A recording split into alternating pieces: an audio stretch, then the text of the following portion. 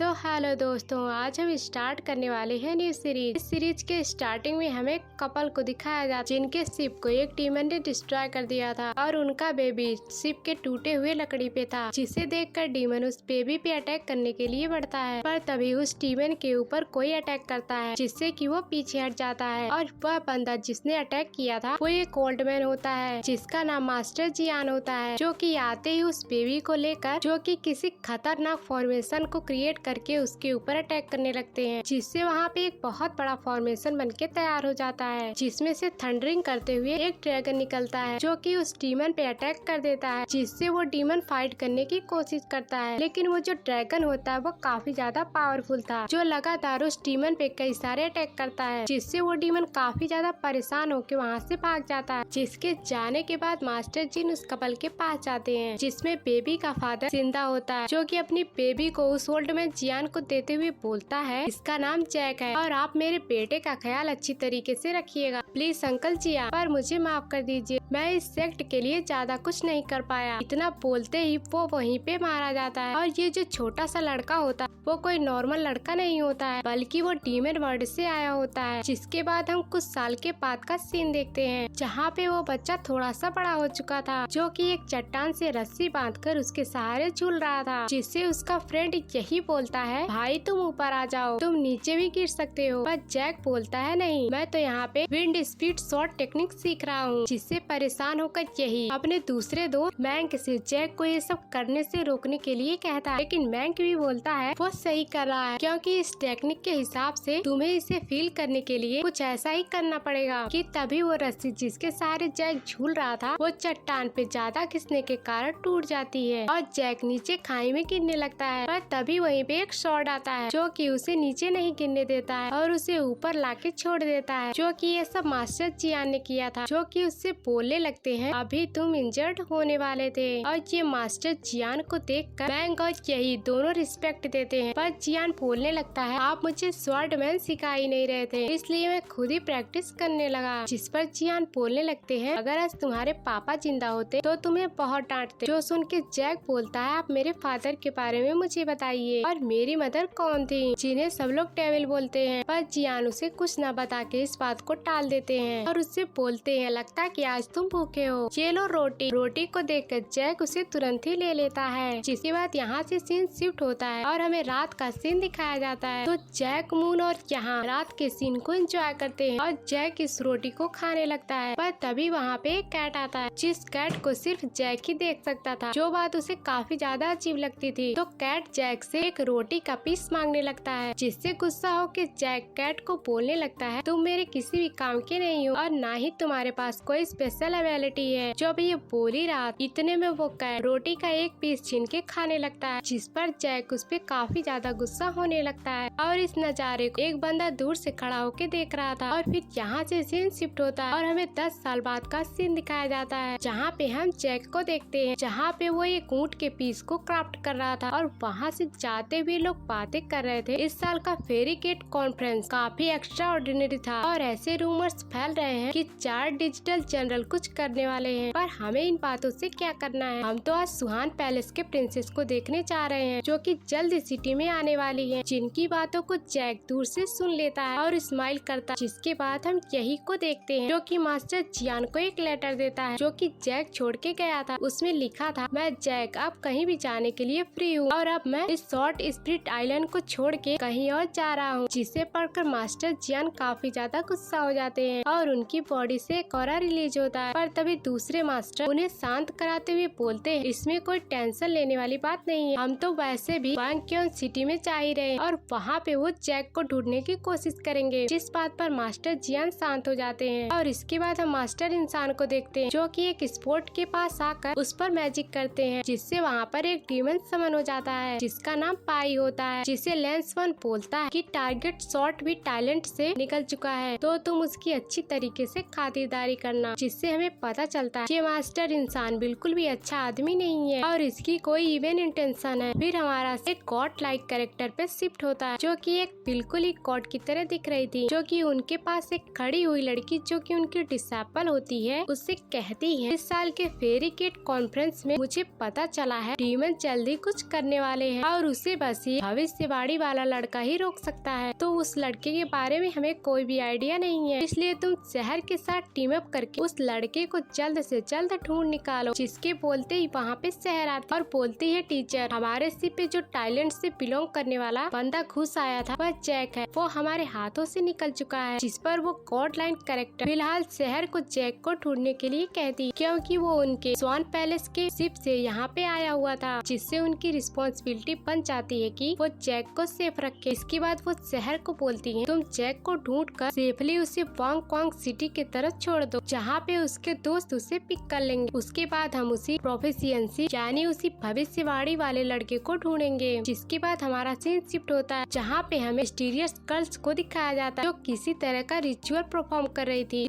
जिसमें वो अपने सामने मौजूद एक फ्लावर्स में अपना ब्लड डालती है। ऐसे ही वो रूम पूरी तरीके से रेड फ्लावर से कवर हो जाता है और वहाँ पे एक जॉइंट आइज समन होता है, जिससे वो बोलती है कि जैक अपना आइलैंड छोड़ के बाहर निकल चुका है। जिस पर वो जॉइंट आई बोलने लगता है, तो हाँ, तो हमारे नेक्स्ट प्लान में उसे ढूंढना है और उसके बॉडी में वो सोल मौजूद है जिसको तुम्हें जान से मार देना है, लेकिन तुम याद रखना ये बात किसी और को पता ना चले। जिसके बाद यहाँ से सीन शिफ्ट होता है और हमें जैक को दिखाया जाता है, जो कि एक विलेज में था, जहाँ पे उस विलेज की एक प्रॉब्लम थी, जहाँ पे एक सी मॉन्स्टर रेगुलरली यहाँ विलेज के लोगों को परेशान करता था। इसीलिए जैक उनकी मदद करने के लिए तैयार हो जाता है। तो अगले दिन उस मॉन्स्टर के पास जाकर उससे फाइट करने लगता है, जिसमें जब जैक अपने स्वॉर्ड से एक फॉर्मेशन बनाने की कोशिश करता है, पर वो ऐसा कर नहीं पाता, तो वो बिना इसकी परवाह किए ही उस मॉन्स्टर से फाइट करने के लिए आगे बढ़ता है। पर यहाँ पे वो मॉन्स्टर काफी ज्यादा स्ट्रॉन्ग था, तो तुरंत ही वो अपने फास्ट मूवमेंट से जैक से फाइट करने लगता है, जिसमें जैक हारता हुआ नजर आ रहा था। पर जैसे वो मॉन्स्टर जैक को जान से मारने वाला था, तभी वहाँ पे सही टाइम पे शहर एंट्री मारती,